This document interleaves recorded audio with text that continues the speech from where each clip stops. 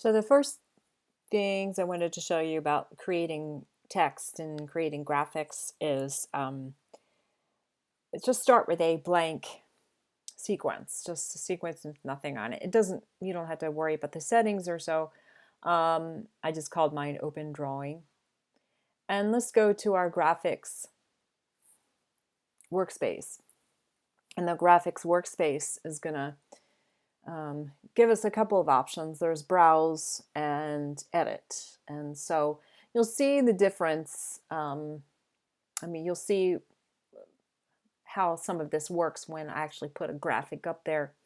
The first thing you could do is, so you've got this video channel that it's going to be going towards, but if you you use the type tool. So this is going to type horizontal, but you can also, if you click it, you control click, I think it's control click or option click. It's different on my computer, but you have some options. You've got the vertical type tool and then the regular type tool.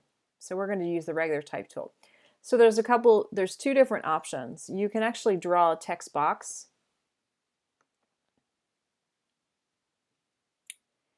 And I actually like to use Bebas New.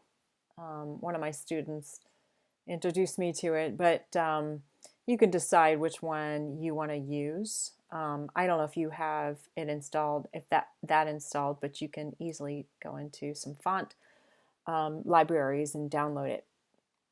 So what I did was I created a text box, and so I'm going to type my name.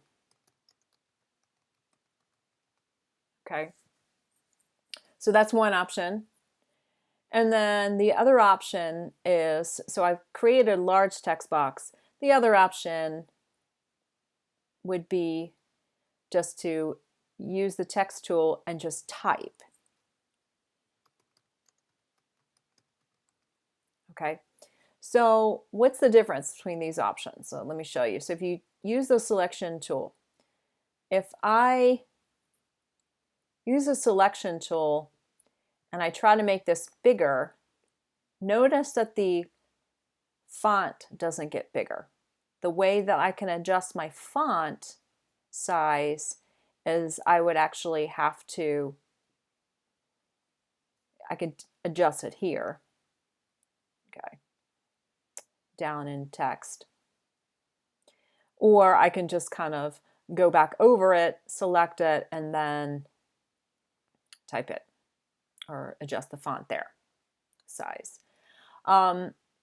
So if you just use the text tool and then just type, you can adjust the size accordingly. So that's a difference. So notice that down here, when I'm adjusting the size technically isn't changing, it's just the scale of the box is changing. Okay, so you decide how you want to make those adjustments.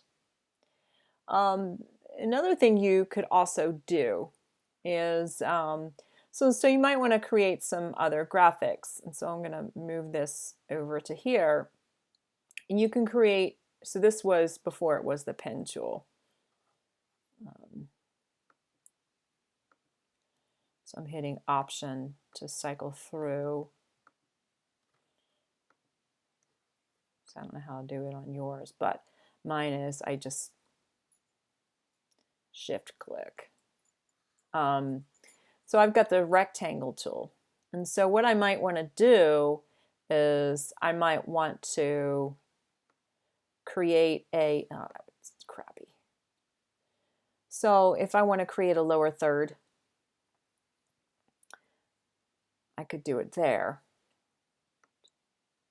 And of course, now it's creating, it's on a different place. But anyway, you can adjust. Actually, this should be on the same. So this is an ugly box. And I'm not crazy about that color. I'm into reds. So your fill, that's a horrible red. Let's make it a cool red, like a crimson tide red. I'm going to make it there. So that's my red box. Okay. And so if I try to move this, see, it's not working. This is one graphics layer. And so what I can do is, so this is similar to your video channels down here. You can move this so it's above. So then your layer is on top there. I thought it was going to create a different video, a different graphics layer if I just selected down here, but it doesn't. But anyway, so this kind of works like other Adobe products. So even if I try to move this one down here, notice it goes behind. That's because this text box down here is behind all these other shapes. So if I want to move, I have to move it here. Move it there. See. So you can create different types of shapes and add different graphics to your project accordingly. You can, so again, you just play around. This is where your edit tool is. And this is everything that consists in this graphics layer. So here are all your parameters that you can change with this. And you can, again, adjust the colors. You can add a drop shadow. A lot of students, so notice that this is kind of set out a little bit, and this looks kind of cool. But lots of times students forget to put a drop shadow onto their graphics, and it really makes a difference, especially if you have a video background. So right now, I don't know if you can see the difference, but if you actually put a drop shadow onto all of your text, whether you have a background like this, like a box, or not, it's really going to set it off. And of course, this is how far it's off to the side. So this is a 135, as you can see down here. This tells you that's offset. And this will have it stand out just a little bit. So to see if you adjust this little frame, it kind of sets it off even more. So you play around with those. I always have the opacity all the way to the top, the transparency all the way to the top. So it really makes your letters stand out much more. A lot of students forget this, and especially in the studio when you're looking at these text and they kind of fall away in the background.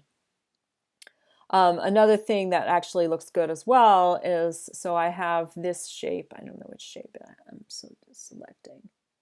No. This one. Okay, so shape 2. So I might not want to have it 100%. I might want to adjust it a little bit so it just is a little bit of a shade. So if this is your graphics layer and I have like a picture in the background, it'll stand out a little bit, but it's not going to be this obnoxious bar. So if you see a lot of lower thirds, you might notice that they have this bar across, and they reduce the transparency or the opacity a little bit just so it stands out. So consider that in your video opens, how you're using text and how you're implementing your graphics and including things such as drop shadows to make things stand out.